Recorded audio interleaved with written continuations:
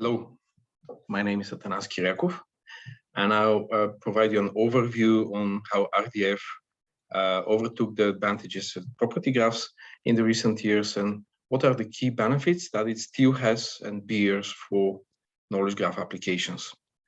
To continue with a quick introduction, I'm the founder of Ontotext. We started back in year 2000 as semantic web and semantic technology pioneer, and now we are best known as the developer of GraphDB, one of the most popular database engines.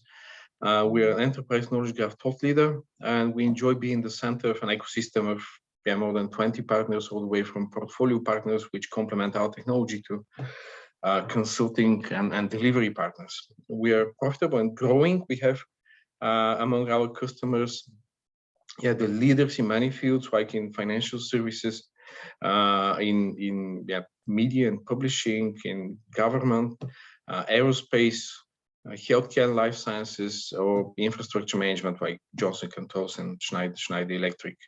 We are also involved in all sorts of standardization bodies that have something to do with it, because we care about the future of this technology and this trend. To give you a graphy introduction to what we are doing, we are here to connect the dots of your enterprise knowledge. We do this by basically combining and fusing and making your proprietary information smarter. Our special way to do this, special sauce, a special ingredient, is that we use deep domain knowledge to enrich your proprietary information. And the way in which we do it is that we put together, we create, we craft, we help you craft rich knowledge graphs that enable unified data views, and this way more deeper and more fruitful analytics. The way in which we create these knowledge graphs is by linking data across different sources, reconciling data, converting strings to things. The usual things to end up with a body of knowledge that is easy to query and to explore and to deal with. Well, this requires a fair amount of text analysis, data analysis, machine learnings, all the fancy things, and that's what more or less everyone does. Again, our special sauce is that we've been maturing for 20 years how we can use almost exhaustive domain knowledge, big volumes of domain knowledge, to provide context and to help us better interpret, better recognize, better classify things. And that's from the bigger picture, the way in which domain knowledge help connecting the dots of your enterprise knowledge, and that's for us very important ingredient of talking about knowledge graphs at all. We store these knowledge graphs, we manage these knowledge graphs with our semantic database and search engine, GraphDB. And what's still missing on this picture is why we do this. Well, we want to give you better insights and rich results, full results as much as possible in less time. And that's what GraphDB is designed to do altogether. On the bigger picture, a knowledge graph management platform should cover a bigger set of capabilities, from building these big data artifacts, storing, indexing, operations, accessibility, federation, exploration, analytics. And for each of those, there are more specific capabilities that should be there. We develop a lot of these, the orange boxes, ourselves, and we made the decision to use our partner ecosystem tools from our partners for other capabilities, like the taxonomy editors, ontology editors, data catalogs, or chatbots. So that's our way of working in this field, because we can't cover it all at matching our criteria for mature software. We are the leader of the RDF space. You know, the graph database field and the graph technology field has like the property graphs chapter and the RDF chapter. We're in the RDF chapter, and from this position, I want to tell you what are what were the historic advantages of property graphs and how RDF addressed this. So the easiest argument for someone to make on the property graph side was, well, in think and prop and everything on top of it, you can attach properties to edges and say things about the edges in the graph, while in RDF you can only do so for the nodes. And then the second big argument was, well, in think and prop everything is designed and thought of providing efficient graph traversal, and historically this wasn't the case in RDF. But over the last 3 years, RDF addressed this in a very comprehensive manner. The first thing was RDF star. That's specification for attaching metadata to the edges of the graph. That started 2014, and now there are plenty of implementations across the different vendors. The second topic is Spark extensions, which allow for graph traversal, path search, and generally speaking, exploration of multi-hop relationships in graphs. So I'll continue this presentation with a bit more flash and technical detail on how RDF star is implemented and how RDF engines implement graph traversal. And then I'll give you my view on what's the added value of knowledge graphs, and finally how RDF enables this added value. To start with hello RDF example. If you want to encode the information that Abraham Lincoln was President of the United States, that's a very easy way to do it. You have two nodes and one relationship, one edge labeled with President of. You can have a slightly more advanced version having labels or names for the two nodes. But the reality check says, well, actually, you have to be able to do much more than this. So you need to provide contextual temporal information as well as provenance metadata, so that you have all the important information about this fact and this edge. Historically in RDF, there was no easy way to attach this information to an edge in the graph. But now you can see how it works in RDF star. So you can have the statement Abraham Lincoln, position held, President of the United States. And for this entire statement, you can make another statement saying, well, this thing, this fact, this statement has starting date, whatever literal that is the starting date. So you can make statements about statements. If you want to look at this at the diagram, think of having an edge and then being able to make another edge that starts from the first one and making statement about it. That's much more expressive than the key value pairs that you can do in property graphs. And that's the most consensual part of what is coming for standardization in RDF 1.2. Before RDF star, there were other ways to do the same thing, like standard reconciliation in RDF, or n-ary relationships, or singleton properties, singleton name graphs.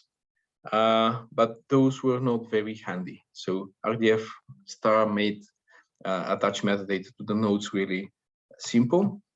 And we also made sure that the GraphDB implementation makes it efficient. So you have efficiency gain. We took a Wikidata fragment that if you encode it with standard verification, it takes almost 400 million statements.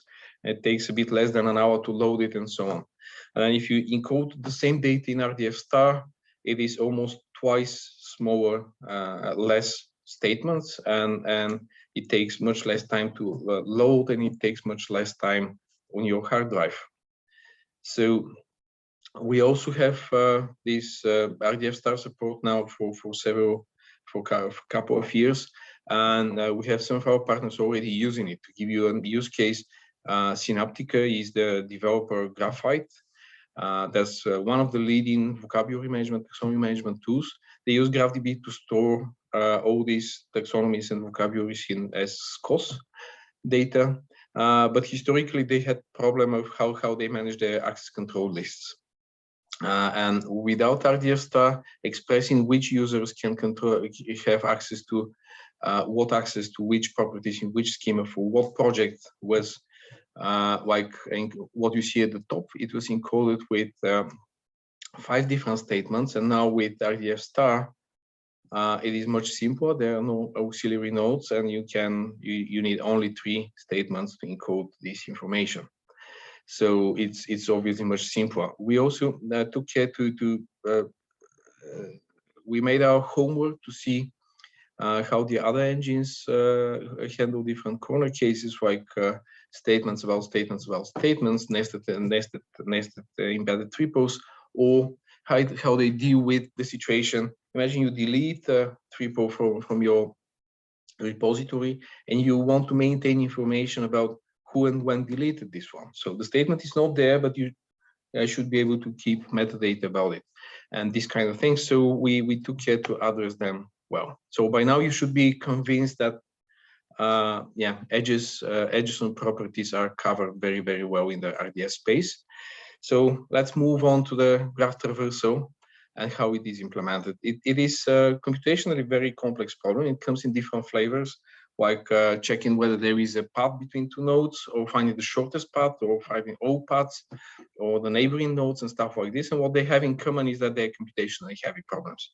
Doesn't matter whether you do it deep first search or breadth first search, it is complex, and complexity goes exponentially with the length of the path that you're searching for.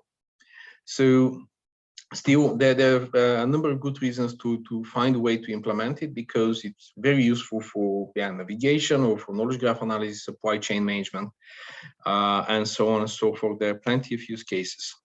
So historically, Sparkle was able to almost do this, but in Sparkle 1.1, you can do property paths to discover whether there is a path, but you cannot get the intermediate nodes. And it's very hard also to implement in Sparkle, in plain Sparkle 1.1 shortest path. There are workarounds, but none of them is something you are going to like, and they're also slow. So to address this, all the vendors of graph databases did some extensions of Sparkle to address this. That's how our extension looks like. So you have a service clause in Sparkle that where you tell I want to do all paths search, and you provide source and destination if you want, or just the source, and then you can specify the maximum path optionally, and so on and so forth. You can also specify the pattern that you want to trace, so that you can specify specific conditions, patterns in the graph that need to be there for each step of this path. You can also do shortest path, and you can do bidirectional search also. So we covered all flavors of this task. Again, we did our homework to see how others do the same thing, and explore corner cases. And yeah, you see that our competitors have different advantages and disadvantages in this field. But what's most important for us is that we try to keep compliance, so not to implement it by some hacks in the Sparkle parsers. So this table was in a way checking the boxes, seeing whether we can do this and that. What really matters for us is also whether we do it well, whether we do it in an efficient manner. And that's where benchmarks help to see what is the actual complexity with specific hardware, with specific volumes of data, what are the choke points, what are the inefficiencies, and address those. We use the Link Data Benchmarking Council's social network benchmark for this purpose.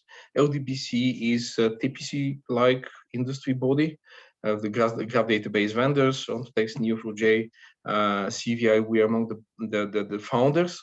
And then now you have all the major graph database vendors in there. A few words about the specific benchmark. SNB is the most comprehensive graph analytics benchmark. It simulates the kind of questions that you would ask for the data behind the social network platform. And there were many person years invested in making good data generators. So this graph is both realistic and challenging, and covers all the distributions and connectivity patterns in an interesting fashion, so that you can really challenge the engines and compare them. to give you feeling of the data model. So you have relations between people, like nodes relationship. You have attributes for people like addresses, lists, cities, and so on. You have relationships also between people and companies or universities and stuff like that. There are different sets of queries. And yeah, the interactive queries, you have like one of them saying, well, let's get all the people that you can get within 3 steps following the nodes relationship from a given person, or find the shortest path between 2 persons. So this is what these queries are like. And GraphDB is the first RDF engine to pass to pass this benchmark. We do this in a stepwise manner. So we are essentially pushing the boundaries of what we can get out of workstation or mid-range server with yeah, the 32 to 64 gigabytes of RAM. So far, we got wonderful results with at scale factor 10, which is 500 million edges graph with social network graph with 500 million edges. And we're working now to the next scales and get it to the 5 billion edges. So we benchmark GraphDB against one of the most popular property graphs engines, and we score very, very well. We get better results on the interactive queries. And I gotta admit, we are a bit slower on loading the data and updates. One way in which we can take benefit of what RDF engines do well is to use inference. And we extensively use inference for this purpose. So, for instance, when you have to follow a path that involves 2 types of relationships, nodes and has person on each step in the chain, like here, we use inference to do some sort of shortcuts, these direct nodes relationships, which are shortcut of the relationships that we're trying to follow. And this allowed us to simplify the query.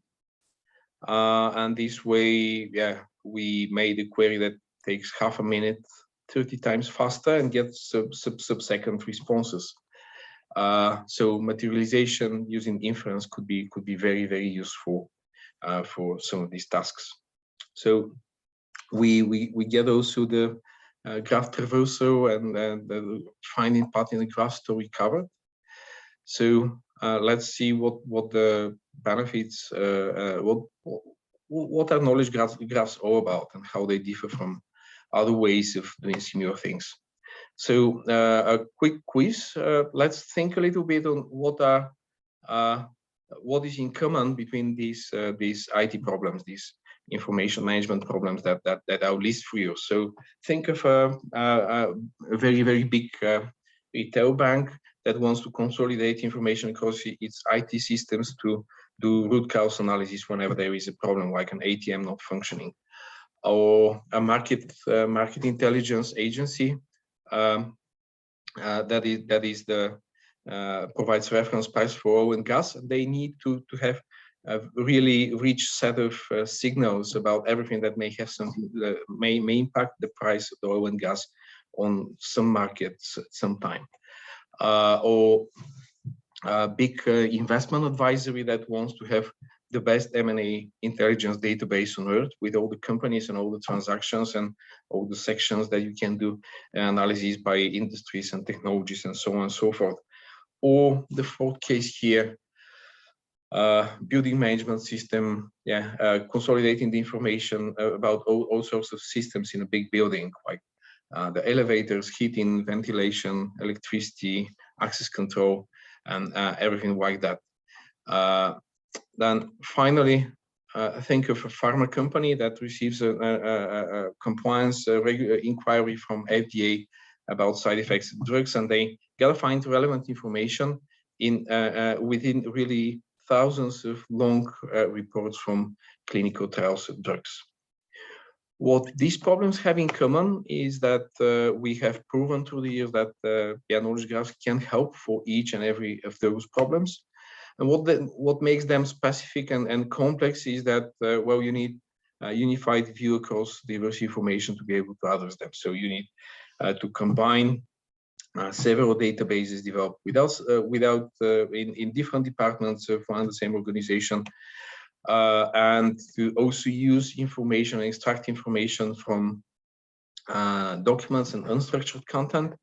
And quite often, to get this right, you need to use external knowledge, global domain knowledge, in combination with the proprietary data. This is very specific and very important for domains where you have to deal, and tasks where you have to deal with hundreds of thousands of concepts and entities, or even if there are not that many situations where you have very complex interconnections and lots of relationships, not just the taxonomy, but more complex relationships between concepts and entities within the domain, as well as situations where the semantics of the relationships really matter to properly interpret the data. So yeah, to wrap it up, what knowledge graphs do in these cases is that they provide the business with competitive insights through better intelligence. And better intelligence means deeper understanding of the data based on deeper knowledge, copy of signals that you can derive from diverse data, and also instantaneous updates that come if you have Data Fabric or another data integration platform that gives you flexibility and sustainable updates. All these capabilities is what makes knowledge graph, helps knowledge graphs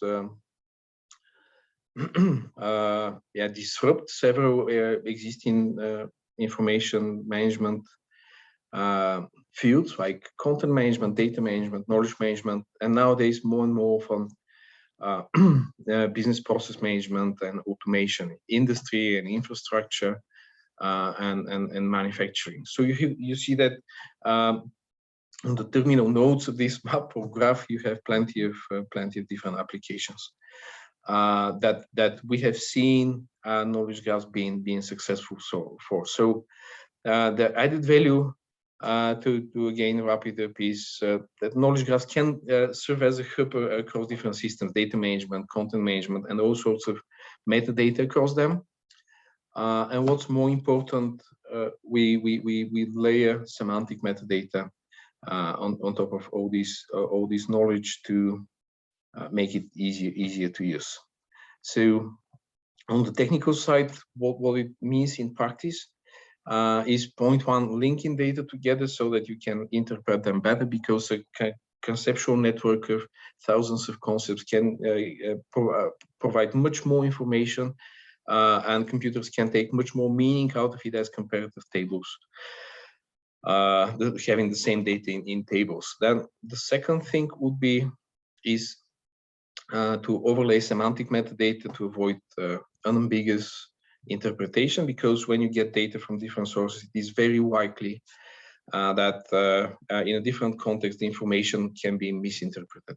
Having the specification of the meaning of the different data pieces is very important. Knowing what kind of price is this, whether it's with or without VAT, whether it's before or after sales commission, all these small things is what you need to describe in a very good manner, so that you can get a useful unified views.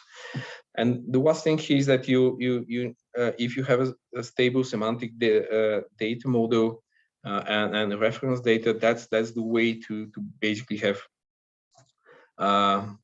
continuous updates of your data and to be able to reuse data prepared for other analytic purposes beforehand. So finally, what is that RDF does better to cover all these capabilities that are necessary for knowledge graphs as compared to any other data management paradigm? Well, explicit semantics that allows you to align the meaning of the different modeling assumptions across different IT systems, as well as you can use semantics to validate data on a semantic level, to check consistencies, and this way maintain the quality of this combined data set. There are plenty of features in RDF that foster interoperability. So that's federation protocols and remote access protocols as well as different flavors of syntax that really help easy exchange of data. Global identifiers, which make sure that when you put two pieces of data from different sources together, the things that must be linked there will click and link automatically, and there will be no identifier clashes. And finally, there are thousands of data sets available as RDF, as linked data. Life sciences is a good example, but now we see more and more of these also in the industry and the infrastructure. You may not know, but now you can get the entire information about the electricity grids and network in Europe in RDF, and do quite a lot of interesting things with it. Finally, it's about standards, standards about everything, standard serialization, syntax formats, schema languages, query languages, update languages, and everything on top of this. Using standards can come at a cost at the beginning, but this is what makes your data management, enterprise data management setup future-proof. And also standards is what gives you much lower levels of vendor lock-in. And what is that property graphs lack to serve such knowledge graph platforms? Well, it's all of this. So there is no formal semantics. There is very little to help you in terms of interoperability. And standardization, they just started, so probably in 5 or 10 years it will be there. So RDF engines, the best platform to implement knowledge graphs. They check all the boxes, and now also Traversal and analytics, along with all the enterprise requirements.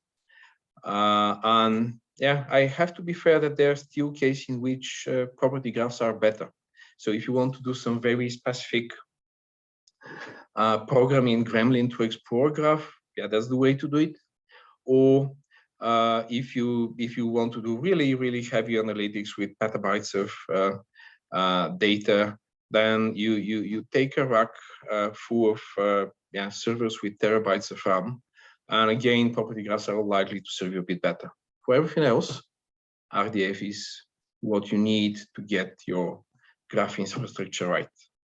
Thank you.